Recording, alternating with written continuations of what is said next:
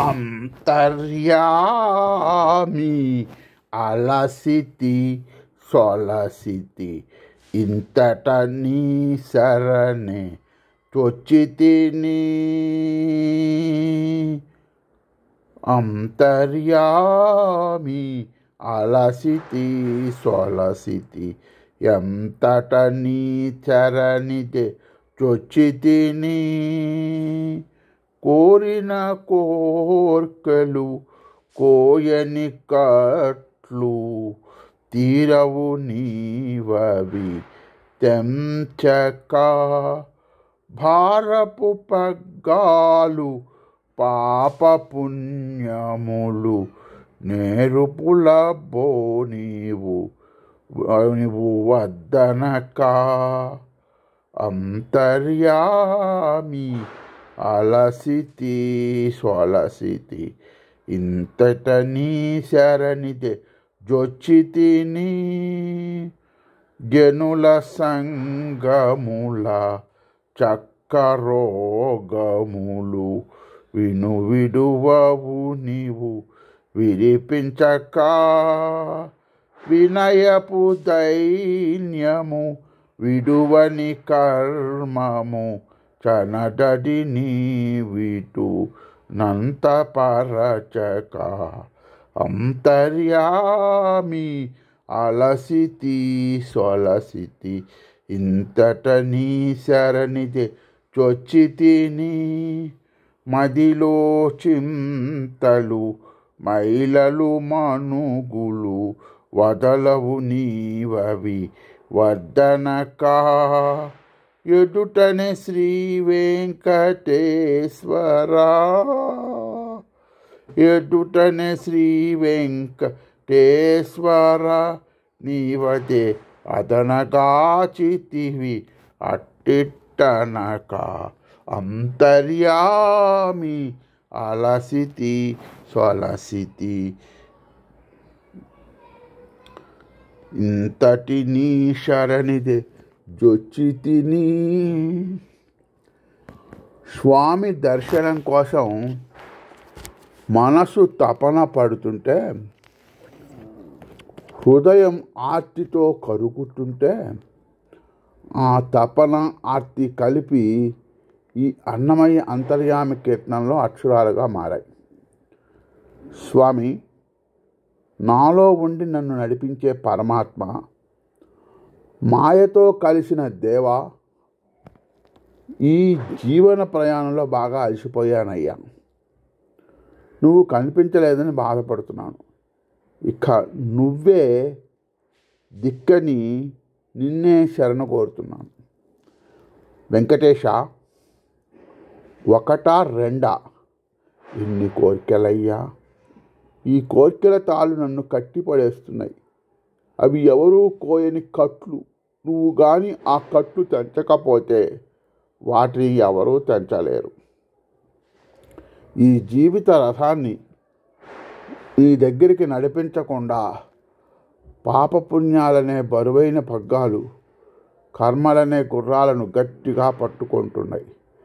నేర్పుగల స్వామి, కొంచెం నీ నేర్పు చూపించవయ్యా. ఆ పగ్గాలను వదిలి చేయవయ్యా. పాపపుణ్యాలు లేని మోక్షాన్ని ఇయ్యవయ్యా. ప్రేమలు, చుట్టరికాలు, స్నేహాలు ఇవన్నీ ఆనందంగా కల్పించే రోగాలు.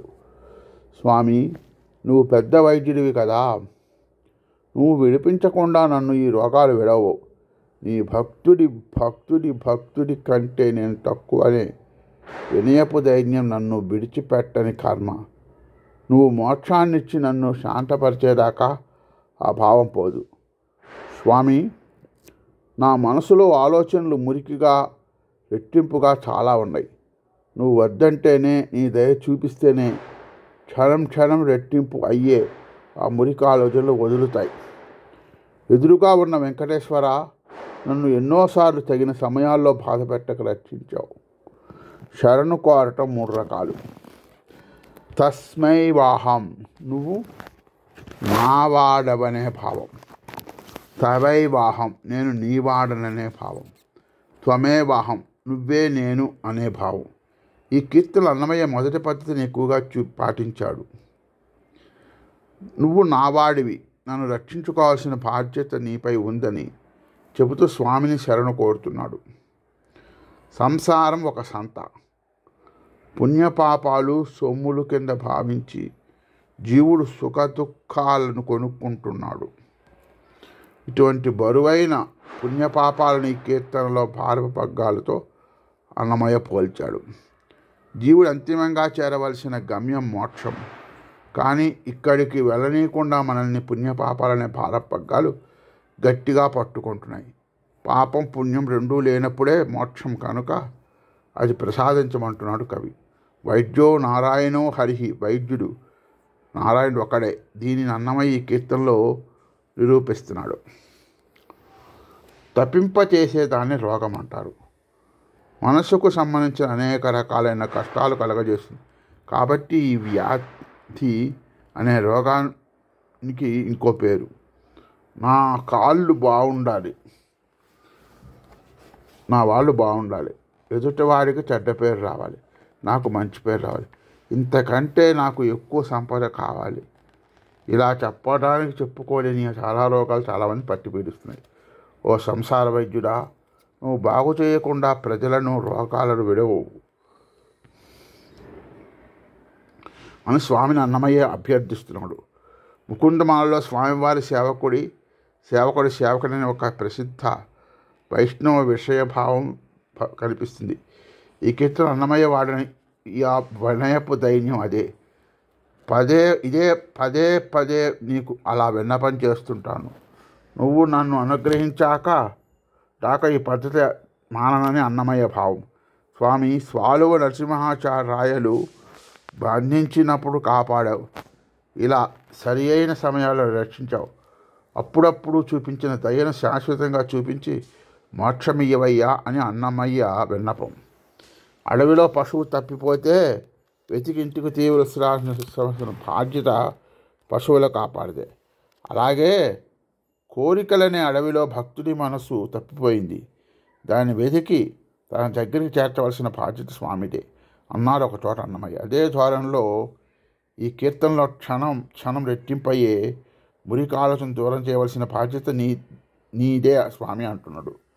మనసుకు 5 రకాల స్థితులు. క్షిప్తం, ప్రతిదాని మీద ఆశ, దేని యందు స్థిరంగా ఉండదు. మూఢం, నిద్ర అలసట మొదలైన వాటితో కలుగుతుంది. నిక్షిప్తం, ఎప్పుడో ఒకప్పుడు కొంచెం సేపు దైన్యం ధ్యానం కుదురుతుంది, తరువాత చెదిరిపోతుంది. ఏకాగ్రం, ఒకే వస్తువులో ప్రవేశించడం మనసు ఉనికి.